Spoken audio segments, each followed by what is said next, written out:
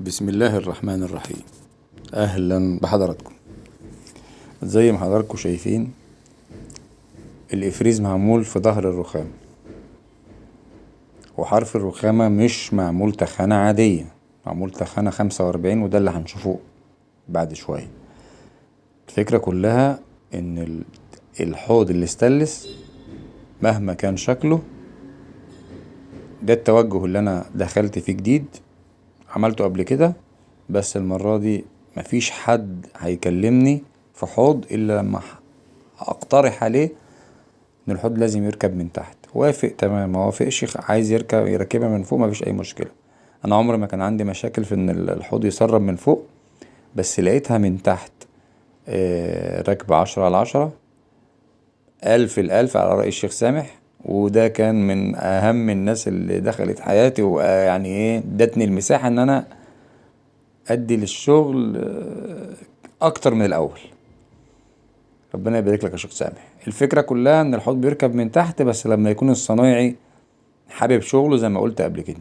الفريز اهو، الفريز تحت، مفيش مشكلة، هتتعب شوية، بس ننسى تماما موضوع ان الحوض يسرب.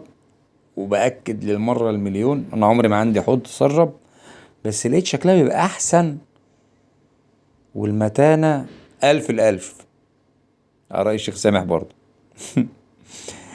زي ما حضراتكم شايفين الاستانلس اللي انا ركبت له الجلده اللي عشان منع الصوت ده، الكلام ده برضه هبقى اعمله في فيديو قصير.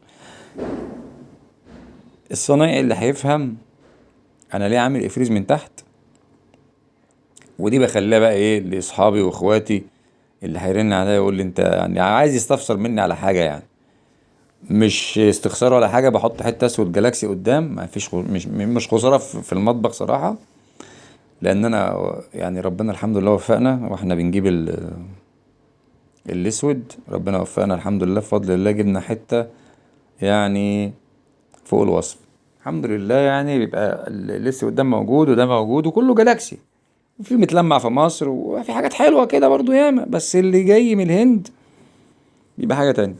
ده مقاس الرخامه، وده البسطوم اللي انا قلت عليه اللي هو حرف الرخامه. احنا كان صنايعيه كحرفيين بنقول عليه البسطوم، اللي هو حرف الرخامه من قدام. كده الرخامه مقلوبه، كده بوري الناس، اوري الصناعيه وغير الصناعيه الحوض لما بيجي يركب من تحت بتخدمه ازاي، ومش محتاج انك تجيب له فرشه كامله بمقاس الحوض، بمقاس الرخامه كلها. لا، ده بتبقى سدايب برضو، وتبقى 10/10. وما فيش مانع انك تحط ايه حتت جرانيت. هنا الحوض نفسه، وانا قبل ما اعمل له افريز من تحت بعد ما فرغته اقل من الحوض، عشان الحوض هيركب من تحت، التفريغه تبقى اقل من الحوض، المساحه نفسها هتصغر، علشان انت هتشتغل ما يبقاش باين من الرخامة غير الحلة، مش هتبقى باينة الا بس الحرف اللي انت شاطفه، اللي انت عامله بالشطف، شطف بالصاروخ ومصنفره 10/10. هنا طبعا الجرانيت اسود جالاكسي مش محتاج يتحط له بقى اي حاجة على الوش، لان اللمعة بتاعته فوق الوصف بفضل الله. احنا ما عملناش حاجة في لمعة الوش دي خالص، غير ان احنا مسحناها بقماشة. ودي السكوتشات اللي بنصنفر بيها دلوقتي حاليا، 4 سكوتشات على الناشف. ده الصاروخ بتاع الشيخ سامح على فكرة، يعني عشان برضو ايه لا نبخس الناس قدرها. صاروخ بسم الله ما شاء الله، ربنا يحميه من العين اللي فيه سرعات. ده الحوض بعد ما ركبنا بعد ما ركبت حطيت الكلة وقفلت الحوض وحطيت له السدايد بتاعته. الحته دي مش اسود، مش اسود جالاكسي، دي اسود اسواني، عشان بس ما حدش ايه يقول لك ده الناس دي بتستخسر كتر فلوس والكلام ده. لا، ده حته اسود اسواني عندنا باقيه من السلم، حطيتها مع الصاني مينيا اللي بحط فيها ايه سدايد. الفكرة كلها ان انت بتأمن شغلك مظبوط. الحوض ده مش يعني شفت قبل كده حد موقف عيل صغير في قلب الحوض، انا ممكن اوقف عيل كبير مش عيل صغير. وبرضو بنوه ان بيج ديت جميلة جدا بتاعت المنتج المصري، احسن من كوكاكولا، عشان اي حاجة تانية في المقاطعة دي احنا مش هنستعملها. حتى بعد ما الحوار ده ما يخلص الناس دي بتستغلنا جامد، فاحنا ايه نحاول نشجع منتج بلدنا على قد ما نقدر. يعني في بديل، يعني في بديل. لكن الاسود الجلاكسي ملوش بديل عندنا في الجرانيت. خلينا واقعيين، نرجع لموضوعنا. الحوض هنا، الجلدة اللي انا بتكلم عليها بشاور عليها، الشيخ سامح جاب في بيته الجلدة دي، فبقول لي هي بتاعت ايه؟ قلت له الجلدة ديت كل مهمتها ان انت لما بتفتح المية في الحوض المية ما ترنش، ما يبقاش فيه صوت. لو اتشالت بيبقى فيه صوت عالي جدا ومش مريح لكل الناس. فالجلدة ديت بتبقى بتتلزق عادي جدا، وبتفضل بقى طول الوقت ان شاء الله. ده الحوض باختصار وهو راكب من تحت. هنا بقى بتواجهك بعض الحاجات وانت شغال. انت لازم وانت بتفرغ تفرغ بنسبة اقل علشان الحوض ما يبقاش باين منه اي حاجة، لان الحوض بومبيه مش زاوية قايمة في الاطراف. هنا بسم الله ما شاء الله، زي ما قلت قبل كده ان التوجه الجديد ان انا البسطوم مش هلزق تخانة وخلاص، هلزق 4 سنتي على سيفها شطف 45، والكلام ده في للفنيين. اظن واضح جدا اللي انا بتكلم فيه. هنا كنت انا قلت انا هحط هنا اكسيد اسود، وحطيت في التشطيب النهائي مش باين ده كله، حطيت له كله سودا.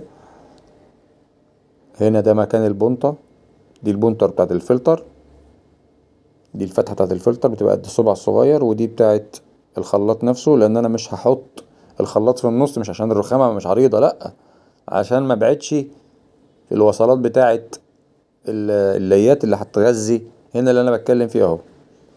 هنا المطبخ كده كان متشطب، بمسح بايدي عادي لان الوش اهو بمسح بايدي، مفيش اي ولا زيت ولا جاز ولا الكلام ده كله يكون ما بنستخدمهوش اصلا، الا في حالات نادرة جدا بيكون عايز تنضف الوش مثلا ولا حاجة، بتحط له شوية كده وتمسحه.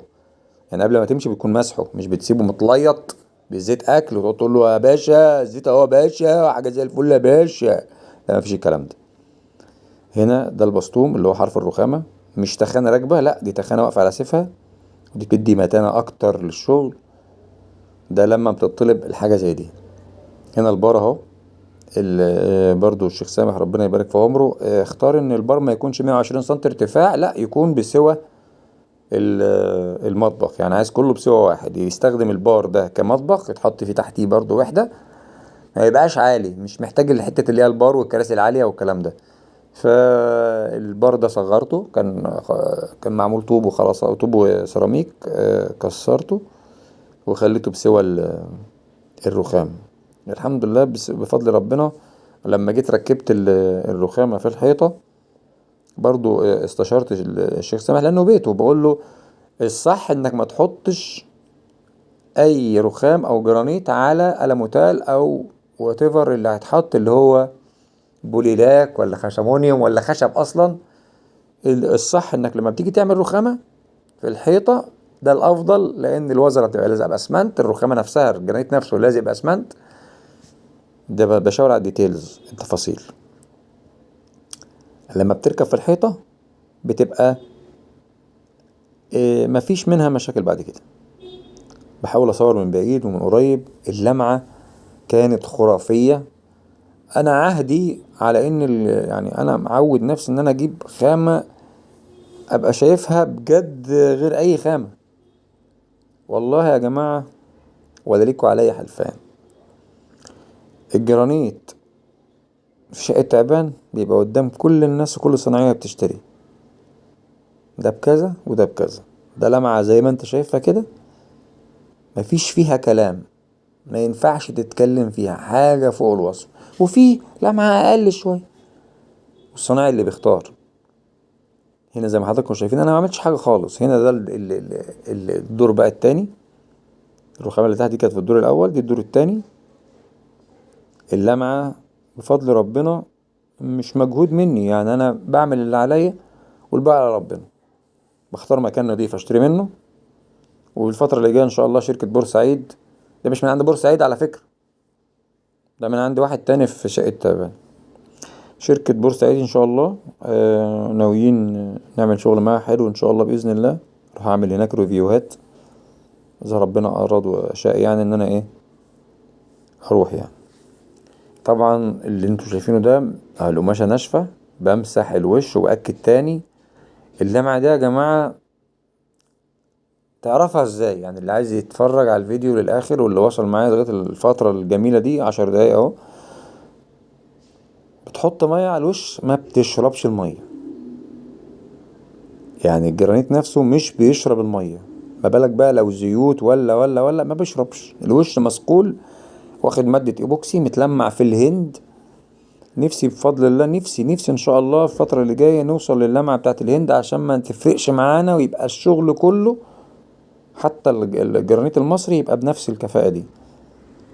بس اشك مع الضمير الغير حي بتاع بعض الناس ان احنا نوصل للمعة دي. هنا بصور من تحت كابولي واحد بس في حتة 3 متر 35، طبعا على 2، لان انا مش من هواة ان انا اعمل حاجة على حتة واحدة، تاخد مجهود كبير وتعب اكتر. مش عشان انا مش عايز اتعب، لا، بس ملهاش لازمة. طب ما انا ممكن اعمل نفس الاداء بالرخام على 2. وزي ما حضراتكم شايفين اهو. طبعا الفكرة كلها في ايه؟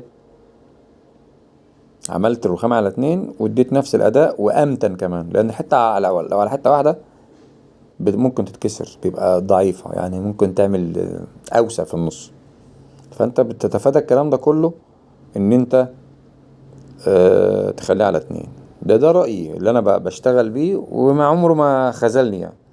الخذلان بيجي من حتة تانية، مش من مش من الجرانيت. ما علينا. هنا ايه البار؟ بسم الله ما شاء الله. المقاسات دي كلها عندي طبعا حافظها.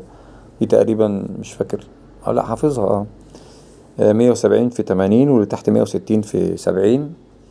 ودي 3 متر 35 في 65، وتحت 195 في 65. آه اللمعة، نظافة الشغل، حتة قماشة ناشفة. والدليل قدامكم اهو، احط ايدي ناشفة، ايدي ناشفة، صابعي ناشفة، بمسح بايدي. لو الصنايعي عمل لك كده اتأكد ان الخامة دي بتلمع وهتفضل تلمع معاك طول العمر. شوية عفار بس بتمسحها بالقماشة خلاص. دي الفكرة. الاسود جالاكسي بصراحة الخامة لا يعلى عليها. لغاية دلوقتي ما شفتش حاجة بتنافسه في لمعة ولا في متانة ولا في صلادة ولا في صلابة. طبعا في فرق بين الصلابة والصلادة. هنا هو زي ما بقول الحتتين قد بعض بالظبط، حتى رجعت لورا شوية. الفحر اللي انا فحره بزيادة ده في الحيطة لان الحيطة هتتعمل نقاشة. البار بالمتر يمين شمال مظبوط بالمقاسات. الحاجات دي تبقى فنية جدا للي عايز يستفسر عن اي حاجة. هنا هشاور بقول هنعمل خلاط هنا لان المية تحتها، التغذية بتاعت المية والصرف هنا تحتها، هحط الخلاط في النص عادي مفيش اي مشكلة، لان انا عامل الرخامة عرضها 65، وهنا فتحة الفلتر. حتى والله الشيخ سامح ربنا يجازيه خير اشترى لي بنطة فلتر وقال لي خدها انت ما مش عايز. حتى ما اعرفش تمنها كام والله. الشيخ سامح ربنا يبارك في عمره، يبارك له في زوجته واولاده وفي والدته واخواته. راجل بمعنى الكلمة، اكرمني، عملت الشغل، ما حسيتش ان انا شغال عند حد غريب، حسيت ان انا شغال لنفسي. حسيت ان البيت بيتي، كنت ببات هناك. بسم الله ما شاء الله. بعد ما عملنا الشغل حتى هبقى برضو اعرفكم ايه اللي حصل بعد ما خلصت الشغل وايه اللي تم بعد كده. هنا بقول يعني اللايك يا جماعة، لو الفيديو عجبكم، الخامة عجبتكم، الشرح الرخم بتاعي ده عجبكم، عادي يعني، ما ممكن ما تبخلش بحتة لايك صغنن كده. الواحد يكمل 2000 دولار عشان نسحب 200 ألف جنيه اللي في اليوتيوب يعني. ادفعهم عربون للحتة الاودي 8. فساعدونا يا جماعة، ساعدونا. طبعا بهرج، بس بجد صحيح يعني. انا بروح في اي فيديو بتفرج بيعجبني باجي اعمل اللايك يا جماعة. وفي ايه يا جماعة؟ الاحبة والاخوة يعني الناس القريبين مني قوي هم اللي هيستحملوني او يستحملوا كلامي لغاية الدقيقة ربع ساعة اهو. نهار ابيض. اعتقدش حد كتير هيسمع لغاية الدقيقة 14. الا اذا كان واحد حبيبي اوي بقى وصنايعي بقى وعايز يستفسر بقى. على فكرة الرقم فوق يا جماعة، اي حد يحب يستفسر على اي حاجة، انا مش ببخل على اي حد باي معلومة بفضل الله يعني. الفكرة كلها ان الشغل بصراحة كان عاجبني جدا، ما كنتش مبطل اصور فيه، بس ما كنتش بجد الفترة اللي فاتت كنتش فاضي خالص ان انا اصور او اعمل اي حاجة. الظروف نفسية وشغلية وكنت فيري بيزي يعني.